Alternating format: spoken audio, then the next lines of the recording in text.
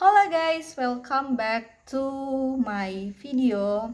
Dan ini adalah video part 3 dari dua video sebelumnya yang membahas dan yang berkaitan dengan dimensi-dimensi di dalam administrasi gereja baru atau yang biasa disingkat dengan AGB.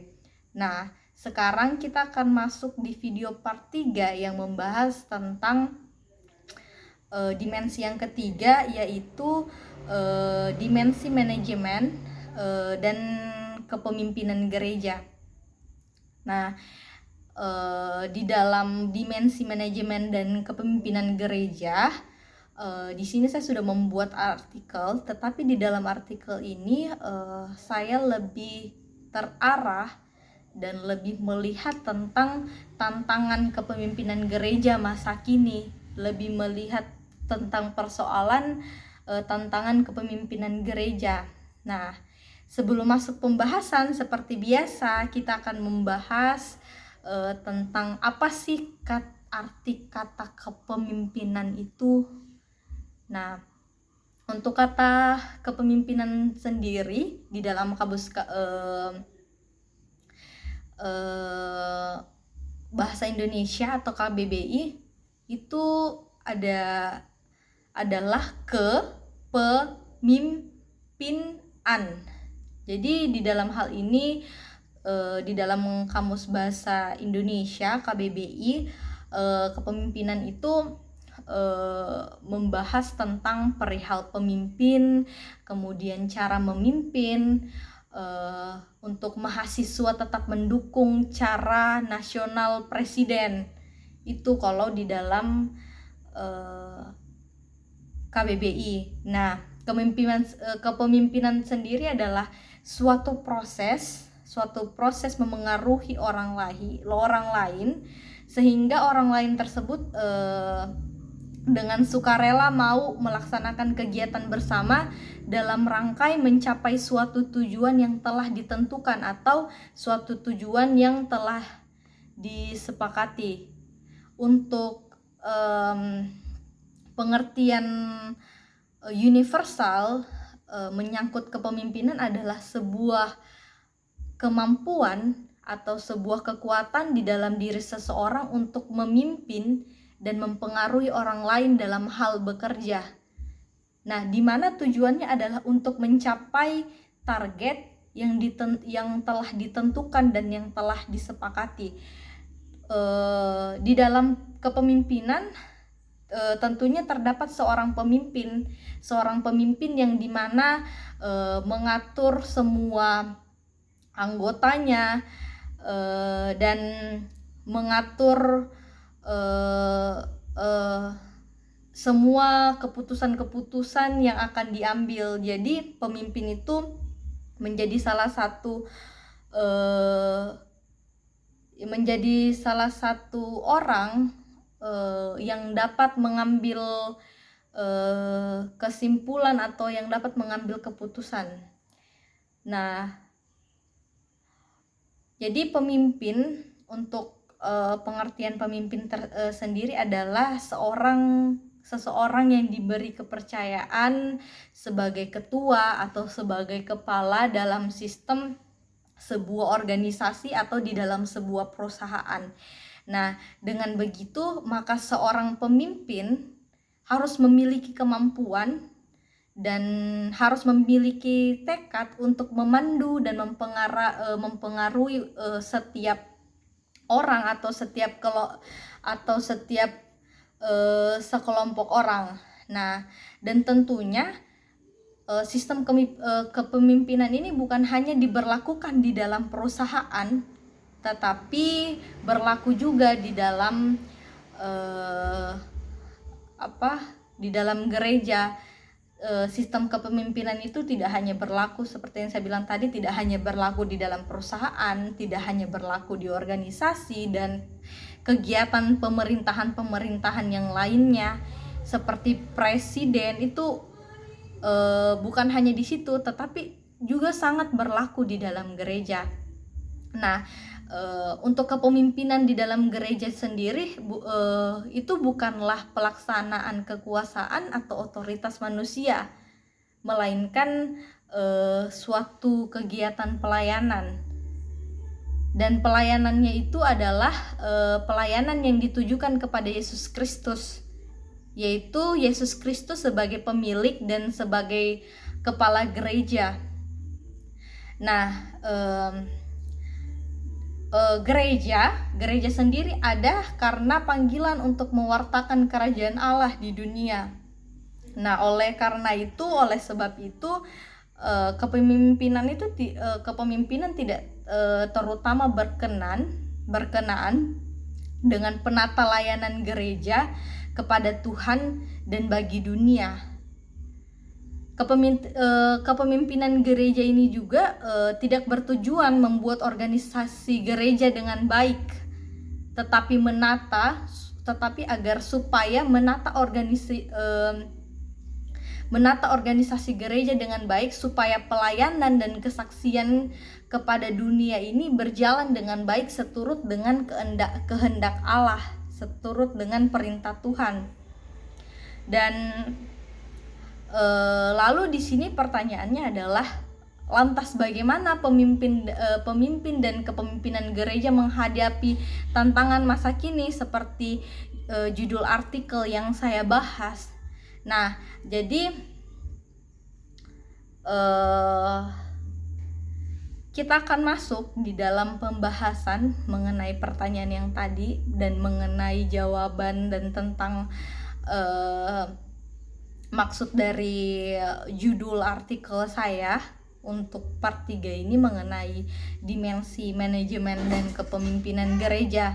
Nah, para pemimpin termaksud pemimpin gereja di milenium ketiga ini. Jadi pemimpin gereja ini harus dipersiapkan dengan matang untuk menguji kembali semua asumsi, kebijakan dan prosedur yang mereka telah buat. Jadi mereka ini harus memprakarsai perubahan dengan bertanya kepada orang-orang yang mereka akan layani dan mereka yang sudah layani. Jadi apakah gereja dalam kepemimpinannya merupakan penghalang atau justru menjadi saluran untuk menghadirkan misi yang lebih efektif dalam konteks tertentu budaya mereka.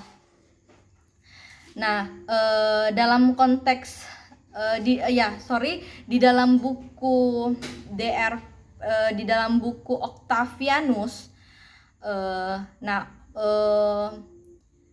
untuk Octavianus sendiri di dalam bukunya mengenai tentang manajemen dan kepemimpinan menurut wahyu Allah, dengan judul bukunya mengatakan bahwa faktor penentu maju mundurnya kepemimpinan rohani itu ada 6, yaitu yang pertama kepercayaan dan perencanaan dalam kepemimpinan, kemudian yang kedua manusia Tuhan, yang ketiga sistem kelembagaan, yang keempat itu pergantian kepemimpinan, yang kelima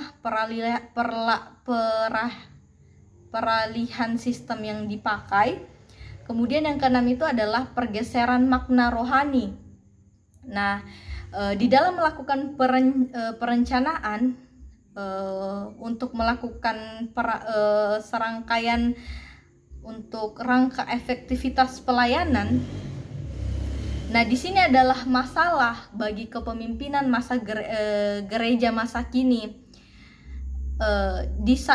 Perlu kita sadari atau tidak sadari, sekarang banyak pendeta dan pemimpin gereja yang harus diajarkan tentang pentingnya pemanfaatan keterampilan administrasi dan manajemen, khususnya perencanaan di dalam gereja. Dengan doa ada penggunaan proses perencanaan gereja sebagai suatu organisasi, kemudian dapat secara efektif menunaikan menunaikan amanat agung yang telah diberikan kepada Tuhan.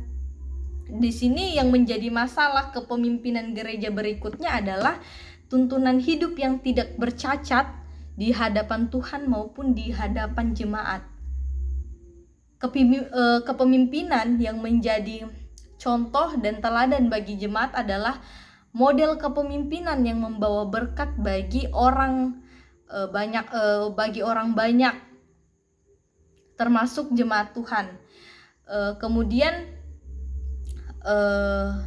dan kalau mau dilihat konteks sekarang itu, gereja masa kini tuh banyak mengalami kegagalan terhadap dosa atau mengenai dosa. Dosa-dosanya ada dosa hedonis, seks, jabatan, hingga penyalahgunaan wewenang. Nah, di sini integritas pemimpin rohani menjadi hal yang berisiko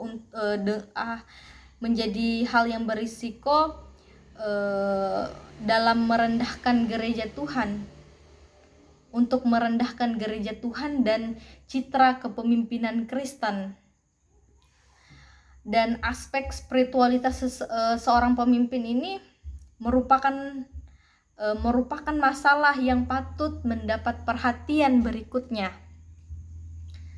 Pemimpin yang memiliki spiritualitas yang baik tidak secara otomatis cakap dalam memimpin. Nah, tetapi sebaliknya, orang yang cakap tidak otomatis memiliki spiritualitas yang baik. Nah, untuk menjadi pemimpin yang spiritualitas dan cakap dalam memimpin memerlukan suatu proses kehidupan, motivasi, nilai-nilai dan tujuan.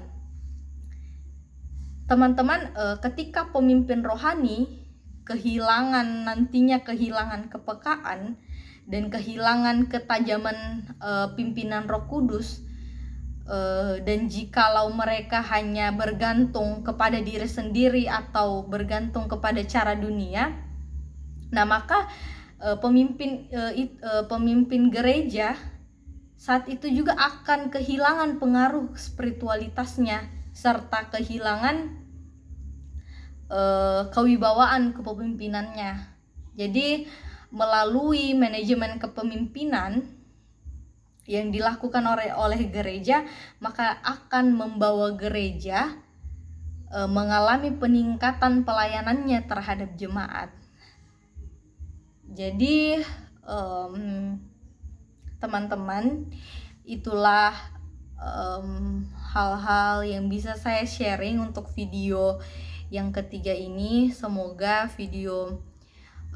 video-video saya yang sebelum-sebelumnya maupun video saya kali ini bisa teman-teman semua pahami, teman-teman bisa mungkin bisa lakukan di dalam kehidupan teman-teman sehari-hari, di dalam tugas dan tanggung jawab teman-teman untuk menjadi seorang pemimpin.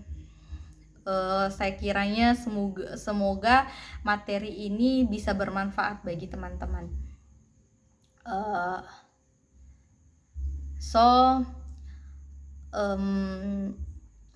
Saya berharap dan saya menyarankan supaya gereja dapat mengupayakan semua rancangan yang ada dalam menghadapi tantangan-tantangan yang akan gereja dapatkan kelak ke depannya, karena sekarang sudah era yang setiap tahunnya terus berkembang, sehingga banyak masalah-masalah, banyak persoalan-persoalan yang gereja-gereja yang akan hadapi, sehingga gereja-gereja harus siap dalam menghadapi setiap permasalahan yang ada nantinya ke depannya. So, thank you buat teman-teman semua yang sudah mau support YouTube channel saya. Saya tentunya terus berterima kasih kepada teman-teman. So, jangan lupa untuk selalu setia menonton video saya walaupun banyak kurangnya, tetapi di sini saya hanya mau sharing dengan apa yang saya dapatkan dari administrasi gereja baru, supaya kelak kita menjadi seorang pemimpin-pemimpin yang hebat, semua orang pemimpin-pemimpin yang jujur, pemimpin-pemimpin yang takut akan Tuhan dan selalu menuruti apa yang Tuhan inginkan, yang Tuhan kehendakan, apalagi kita sebagai orang Kristiani. Dan don't forget to subscribe, like, comment, and share. And tunggu buat video-video selanjutnya untuk dimensi-dimensi selanjutnya. Dan terima kasih semua. Bye bye. Tuhan Yesus memberkati. Sarangyo.